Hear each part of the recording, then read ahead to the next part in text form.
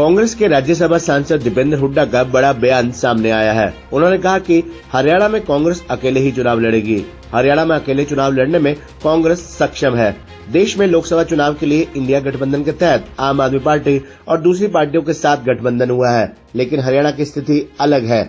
India गठबंधन की सदस्य से आम आदमी पार्टी जरूर है, लेकिन हरियाणा में अलग से चुनाव लड़ेंगे। आपको बता दें कि आम आदमी पार्टी नेता अशोक तंवर ने पिछले दिनों 3 राज्यों में कांग्रेस और आम आदमी पार्टी की करारी हार के पिछले कांग्रेस के साथ गठबंधन में चुनाव नहीं लड़ने की वजह बताई थी, जिस पर अब दीपेंद्र हुड्डा ने पलटवार करते हुए कहा कि हरियाणा में आम आदमी पार्टी का कोई वजूद नहीं है।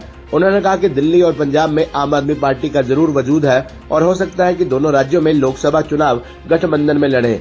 राज्यसभा सांसद सिरसा में कई कार्यक्रमों में शिरकत करने के बाद मीडिया से बातचीत कर रहे थे।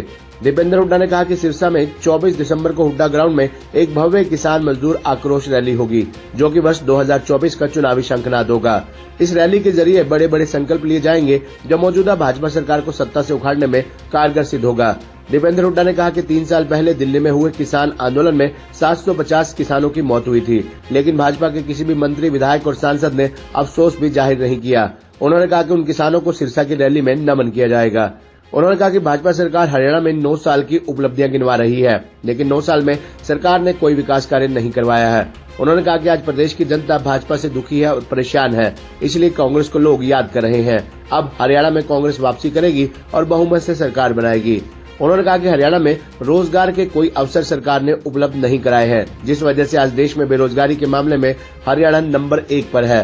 हरियाणा में भाजपा और जसपा ने प्रदेश की जनता को लूटने के लिए गठबंधन किया है। उन्होंने कहा कि दिल्ली आंदोलन में शहीद किसानों को शहीद का दर्जा नहीं दिया गया। सरकार का घमंड तोड़ना जरूरी है। उन्होंने कहा कि हरियाणा में अब परिवर्तन लाने के लिए सिरसा में रैली का आयोजन किया जा रहा है। दीपेंद्र हुड्डा ने कहा कि खट्टर सरकार के कार्यकाल में प्रदेश बेरोजगारी व लच्चर कानून व्यवस्था में आ गया है। दीपेंद्र ने भाजपा जसपा गठबंधन सरकार पर तंज कसते हुए कहा कि लोगों की भावनाओं पर कुठाराघात करने वाला ये गठबंधन है, जो वर्ष 2024 में नहीं टिकेगा। उन्होंने कहा कि भाजपा जसपा में पहले दिखावे का समझौता था, शराब का विभाग किसके पास भ्रष्टाचार कर हरियाणा को लूट लिया है, लेकिन अब भाजपा और जसपा ने अघोषित एक नया समझौता और शुरू किया है। अपना समझौता तोड़ने का समझौता कर लिया है। उन्होंने कहा कि कांग्रेस के वोट बैंक में सेंध लगाने के मकसद से नया गठबंधन शुरू किया है, लेकिन इस बार प्रदेश की जनता इन्हें बर्दाश्त नहीं करेगी और कांग्रेस को समर्थन देकर भाजपा जसपा को सबक दिखाएगी। बहुत अच्छी तैयारी चल रही है और लोगों में भावना है। इस रैली में 2 चीज़ें, 2 मुख्य लक्ष्य इस रैली के। पहला तो हरियाणा में जो सरकार 9 साल, साढ़े 9-10 साल की सरकार, जो बीजेपी खट्टर दुष्यंत सरकार, जो बीजेपी जेजेपी सरकार, इस सरकार ने हरियाणा को विकास की पटरी से उतारने का काम किया है। 10 साल में ना कोई औद्योगिक क्षेत्र, ना कोई बड़ी विकास की परियोजना, ना कोई थर्मल कारखाना, कोई परमाणु कारखाना, कोई बड़ा विश्वविद्यालय पूरे प्रदेश के अंदर। आज देश में सबसे नंबर 1 पे हरियाणा को बेरोजगारी में पहुंचाने का काम। भर्ती नहीं निकली कोई ज़्यादा, केवल एक आधी कोई भर्ती इलेक्शन के टाइम निकालते हैं, बाकी 5 साल तक कुछ नहीं। बेरोजगारी में देश में सबसे नंबर 1 पे हरियाणा, महंगाई में देश में नंबर 1 और भ्रष्टाचार, क्योंकि ये सरकार कहा लोगों को 5100 बुढ़ापा पेंशन के समझौते पे सरकार बनी, लेकिन समझौता भ्रष्टाचार का था।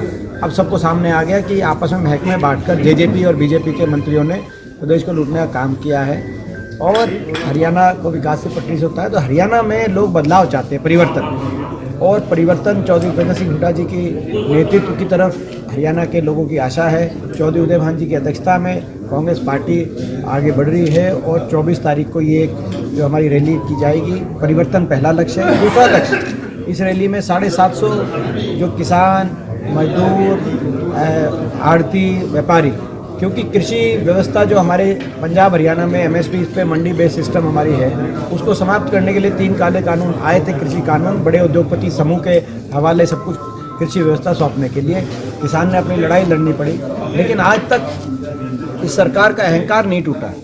750 किसानों की जान कुर्बान हो गई, लेकिन किसी सरकार के मंत्री, सांसद, किसी संतरी, भाजपा के पदाधिकारी तक ने आज तक एक शब्द लाइन का ये नहीं बोला कि हमें दुख है, हम इनकी मांग तो नहीं मानते, हम अदानी जी के कहने से कृषि नीति बनाना चाहते थे, लेकिन हमें इस बात का दुख है कि ये जो इतने घर उजड़ गए, कहीं ना कहीं जो है मैं समझता हूँ कि इस देश में कोई अपने प्रतिद्वंदी भी हो उसकी भी अगर ऐसे किसी के घर स्वर्गवास हो जाए तो सबको दुख होता है। लेकिन ये एक अहंकार की एक परिकाष्ठा है, अहंकार सातवें आसमान, घमंड, ऐसा देखा नहीं हमने। तो ये दूसरा हमारा है कि हम उन 750 किसानों को श्रद्धांजलि देंगे और ये हम याद दिलाएंगे इस देश को कि किसानों का ये बलिदान याद रखेगा हिंदुस्तान। ये चाहते हैं उस बलिदान को मिटा दे बीजेपी जेजेपी, लेकिन हम जो है उनके बलिदान को व्यर्थ नहीं जाने देंगे। किसानों के अधिकारों का इन्होंने कोई मांगों को पूरा नहीं किया, उन मांगों के लिए हम लड़ाई लड़ते रहेंगे। दोनों हमारे लक्ष्य हैं, हरियाणा को विकास की पटरी पर लाना, हरियाणा में परिवर्तन लाना, परिवर्तन का बिगुल बजाएंगे और किसान, मजदूर और आड़ती कृषि व्यवस्था पर जो चोट पहुंचाई थी सरकार ने, उसके घाव जो है आज तक भी हमारे दिल में है, उनको हम श्रद्धांजलि देंगे। माना गया है कि 24 से ही लोकसभा चुनाव की तैयारियां हो जाएंगी, 24 दिसंबर से तैयारी है ही, हमें तो चली रही है। आप तो खुद देखते हैं, हम तो जो है आप देखते हैं, हम तो कब बीच में तैयारी बंद करी। हम तो राजस्थान भी इलेक्शन में जाते थे तो बीच में आपसे बात करके फिर जाते थे, तो आपको याद होगा जी। तो हमारी तो तैयारी है, लोगों की तैयारी है। हरियाणा में लोग बदलाव चाहते हैं। 10 साल की जो खट्टर दुष्यंत सरकार, बीजेपी जेजेपी सरकार, ये सरकार हरियाणा के लिए एक हानिकारक सरकार साबित हुई है। और मैंने तो कल एक बात की, अब इनमें एक और समझौता हो गया बीजेपी और जेजेपी में। ये आपको मैं हेडलाइन दे रहा हूँ, इसको चला सकते हो आप।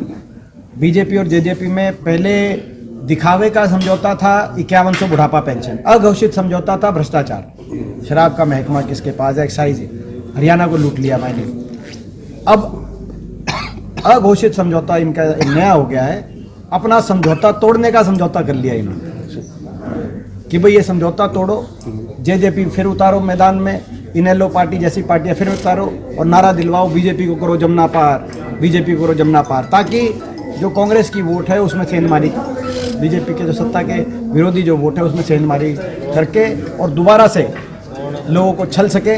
लेकिन इस बार लोग जागरूक हैं। इस बार जो कहेगा कि बीजेपी को करो जमुना पार, ये जो लोग आएंगे जेजेपी के और इनेलो के, इन्हीं को लोग जो है जमुना पार करने का काम करेंगे। इन दिनों आप पार्टी द्वारा भी बदलाव यात्रा शुरू की गई है। उनका कहना है कि कांग्रेस में बस की बात नहीं है बीजेपी को हराना, आप पार्टी हरा सकते हो। हाँ, तो ये आप खुद जानते हैं हरियाणा में क्या स्थिति है, मैं इसमें क्या बताऊँ आपको। नहीं, यात्रा चल रही है, बदलाव यात्रा उन्होंने करी थी, आदमपुर में भी करी थी उन्होंने। आदमपुर उपचुनाव में भी वो यही कहते थे कि ये गृह क्षेत्र है, सबसे मजबूत आम आदमी पार्टी यही है। और आम आदमी जो है वो एक कैंडिडेट भी लेके आए, जिस कैंडिडेट की पिछली बार 10-12 हज़ार वोट थी, उन्होंने टिकट दी, लेकिन उसकी 2000 ऐसे कुछ वोट आई आम आदमी। एक अशोक तंवर का बयान था कि अगर राजस्थान सहित दूसरे राज्यों में कांग्रेस आप पार्टी का साथ देती तो बीजेपी को हरा देते। लेकिन मैं अब उनके बारे में नहीं कुछ कहना चाहता। आम आदमी पार्टी का कोई हरियाणा में अस्तित्व नहीं है।